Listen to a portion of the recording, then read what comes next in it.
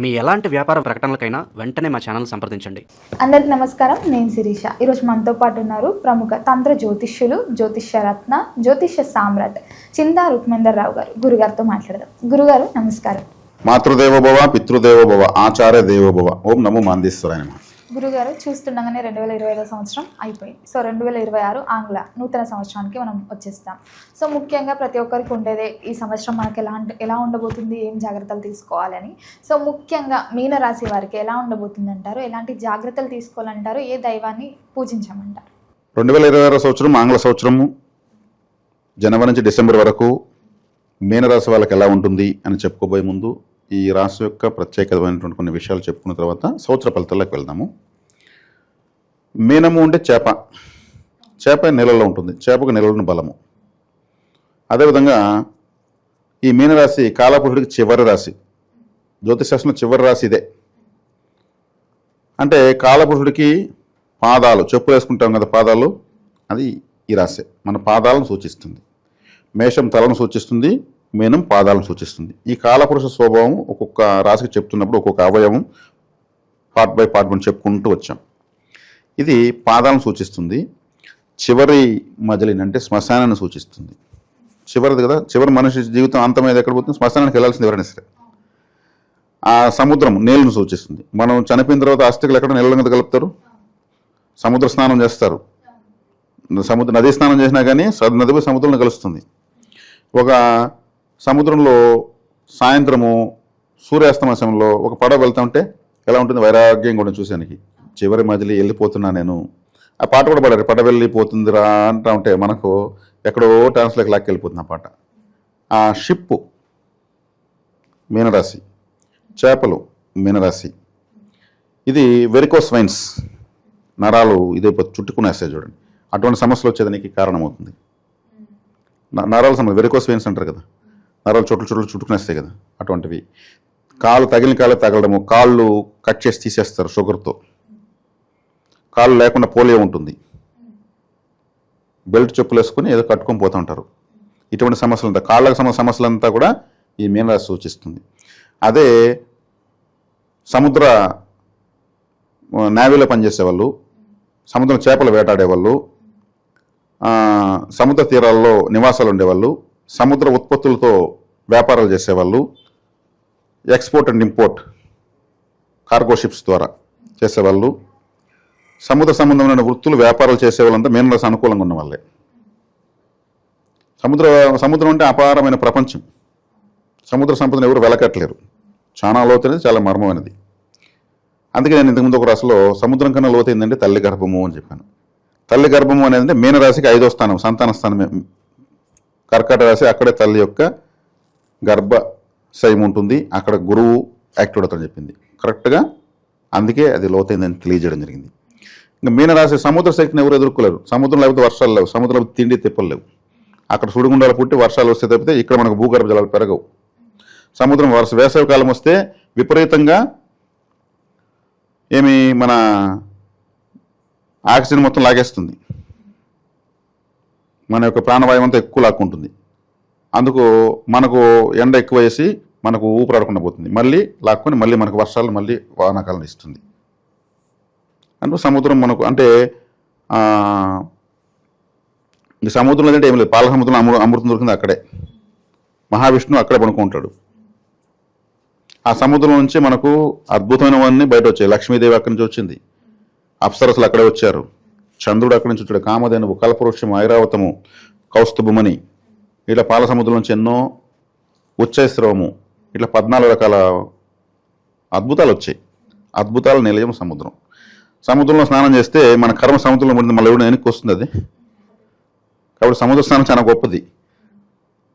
సముద్రంలో పోయి స్నానం చేస్తే ముంచి లేచినామంటే ఆడ గుడుస్తుంది కర్మ, అంతే. దేవుడు వెనక్కి తెల్లాడు. కాబట్టి దాని యొక్క శక్తిని ఎంత చెప్తామంటే నేను రేపు తెల్ల వరకు చెప్పగలను. అంత గొప్ప రాశి. ఈ రాశిలో పుట్టిన వాళ్ళు మీన రాశి కదా, మధుర మీనాక్షి ఆలయానికి వెళ్తే యాక్టివేట్ అయిపోతారు. పుణ్యక్షేత్రానికి మధుర మీనాక్షి అమ్మవారు. మీనరాశి మధుర మీనాక్షి అమ్మవారు. చివరి నక్షత్రం రేవతి నక్షత్రము. రేవతి నక్షత్రం అధిపతి బుధుడు. బుధుడు గ్రీన్ కలర్గా ఉంటాడు. మీనాక్షి అమ్మవారు కూడా గ్రీన్ కలర్లోనే ఉంటుంది. మధుర మీనాక్షి అని గూగుల్లో కొడితే గ్రీన్ కలర్లో ఆమె ఇట్లా ఉంటుంది, పెండ్లి కూతురుగా ఉంటుంది అక్కడ. ఆమె పెండ్లి కూతురు పెండ్లి కొడుకుగా ఉన్నారు అక్కడ స్వామి అమ్మవారు వివాహం చేసుకున్న ప్రదేశం. అందుకే మధురంగా ఉంటుంది అమ్మవారు. మధుర మీనాక్షి, చేపల లాంటి కన్నులు గలది.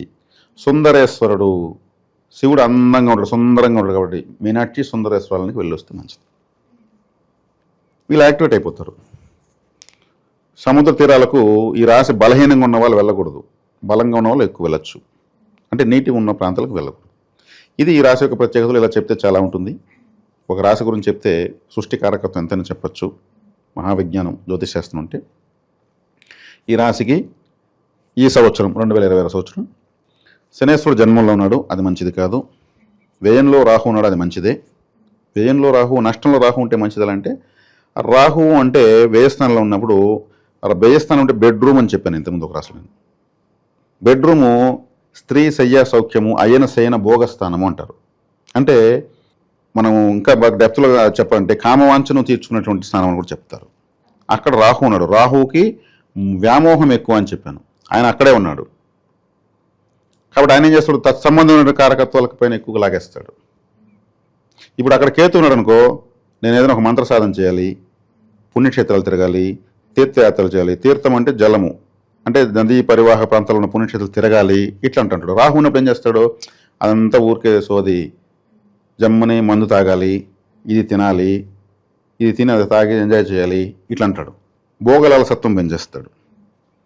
కానీ అందరూ అలా అవుతుంటే అలా కారు. కానీ రాహు కారకత్వాలు చెప్పితే రాహువాడు ఉన్నాడు కాబట్టి, అంటే అవసరాన్ని మించిన లగ్జరీ ఇస్తాడని అర్థం.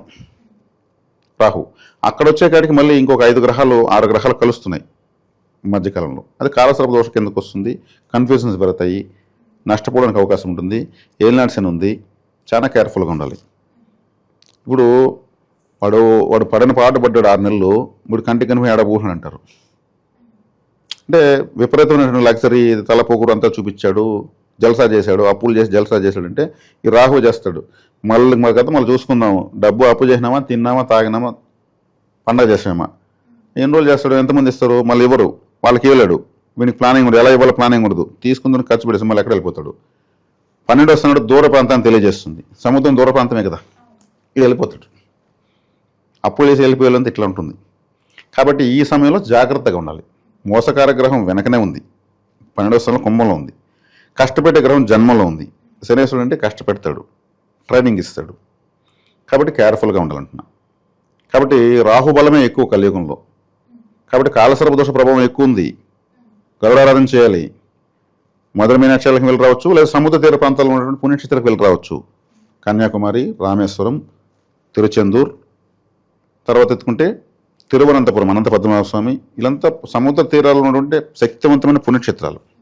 ఈ క్షేత్రాలకు ఎక్కువ వెళ్ళి రావాలి. ఇది ఇలా చేయడం వల్ల ఈ రాశి వాళ్లకు చాలా సేఫ్. ఇప్పుడు ఏలినాటి ఇంకా 4 years ఉంది, అది చాలా ప్రధానం. గ్రహణ ప్రభావాలు కూడా వీళ్ళకి ఎక్కువ ఉంటాయి. వేస్థానంలో గ్రహణ ప్రభావాలు వస్తున్నాయి. కాబట్టి రాహు ఏం చేస్తాడు, మోహం వైపు లాగేస్తాడు. లేదా అలా పోకపోయినా కానీ ఇంకెవరు అటువంటి వాళ్ళ ద్వారా మోసపెట్టి చేస్తాడు. మోసం ద్వారా జీవితాన్ని నేర్పించేవాడు రాహు.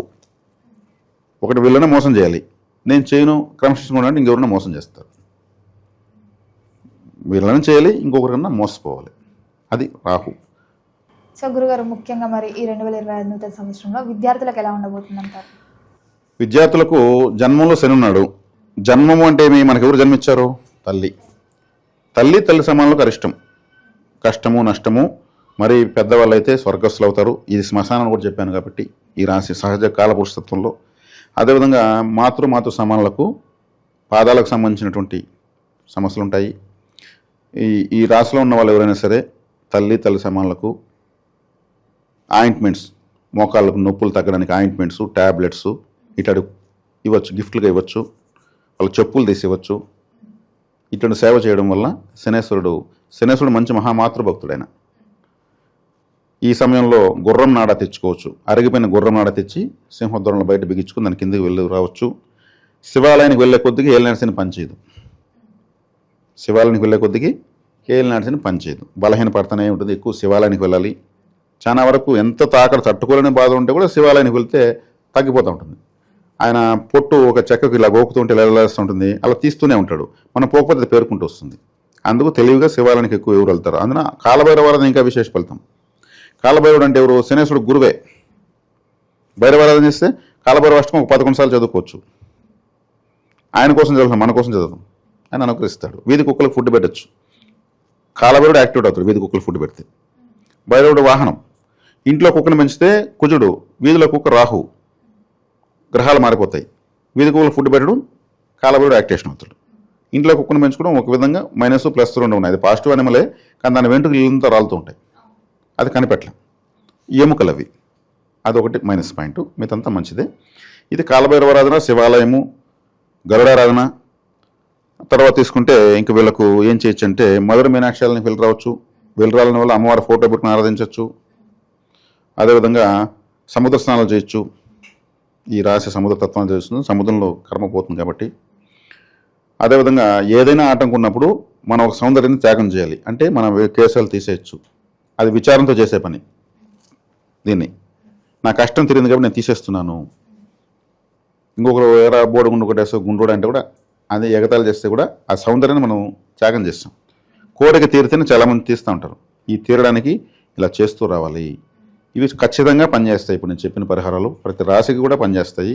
నమ్మి చేయడం వల్లనే ఫలితం ఉంటుంది. నమ్మకపోతే ఎవరి మానసిక స్థితి, ధైర్యం వాళ్ళది. కాబట్టి ఈ పరిహారాలు చేసుకోవడం ద్వాదశ రాశి వాళ్ళకు విశేషమైనటువంటి ఫలితాలు పాజిటివ్గానే పెంచుకోవచ్చు. గురుగారు, ఓవరాల్గా ఈ 2026లో మీనరాశి వారికి ఎలా ఉండబోతుంది, ఎలాంటి జాగ్రత్తలు తీసుకోవాలి, ఏ దైవాన్ని పూజించాలో తెలియజేసినందుకు ధన్యవాదాలు. ధన్యవాదాలు.